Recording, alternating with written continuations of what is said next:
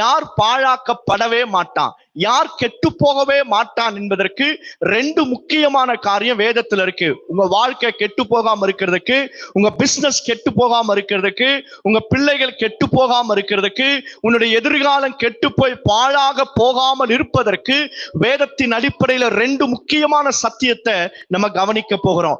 யார் கெட்டு போக மாட்டானா, வேதத்தை நம்ம திருப்புவோம் பாருங்க. லூக்கா 13:3 வாசிக்க கேட்போம்.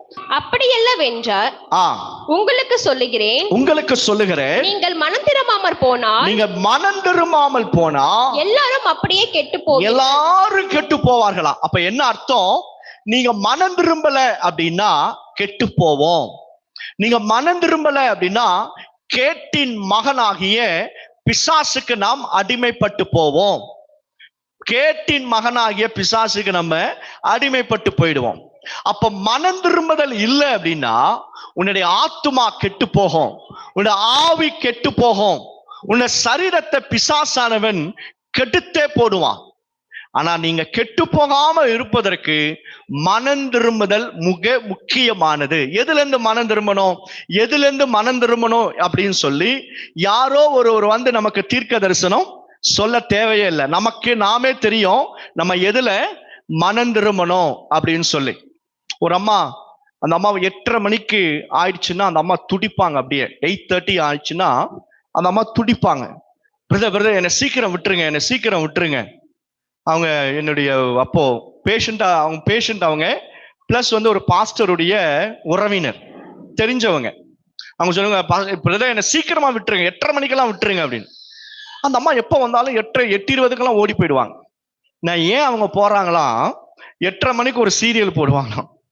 8:30 மணிக்கு போய் அந்த சீரியல்ல போய் அந்த அம்மா பார்க்கணுமா, நேத்து இப்படி அவன் அழுதுகிட்டே கதவை மூடினா இன்னைக்கு என்ன நடக்கணும்னு சொல்லி பார்க்கணும் அப்படின்ட்டு. பாருங்க, அதுல இருந்து சில காரியங்கள் நமக்கு ஹேபிட் ஆயிடும், பழக்கமாயிடும். ஒரு காரியத்தை நம்ம தொடர்ச்சியா செய்து கொண்டே இருப்போம்னா அது நமக்கு பழக்கம் ஆயிடும்.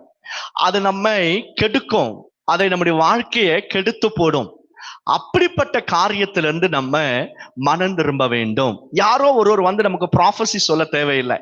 எதுல நான் மனம் திரும்பணும் என்று சொல்லி, என் பார்வையில, என் செய்கையில, என் வார்த்தையில, என்னுடைய ஆட்டிடியூட்ல, என் கேரக்டர்ல எதுல ஒரு ரிப்பன்டன்ஸ் வரணும், எதுல ஒரு மனம் திரும்புதல் வரணும் என்று சொல்லி கர்த்தர் நமக்கு ஏற்கனவே நமக்கோடு கூட பேசி இருப்பா. கைய மேல உயர்த்தி வாய் தந்து சொல்லுங்க, இயேசுவே நான் மனம் திரும்ப விரும்புகிறேன், பரிசுத்த ஆவியானவரே எனக்கு உதவி செய்யுங்க. Make a very simple prayer. பல நேரத்துல மனம் திரும்பணும்னு சொல்லி நமக்கு ஆசை இருக்கும், ஆனா மனம் திரும்ப முடியாது.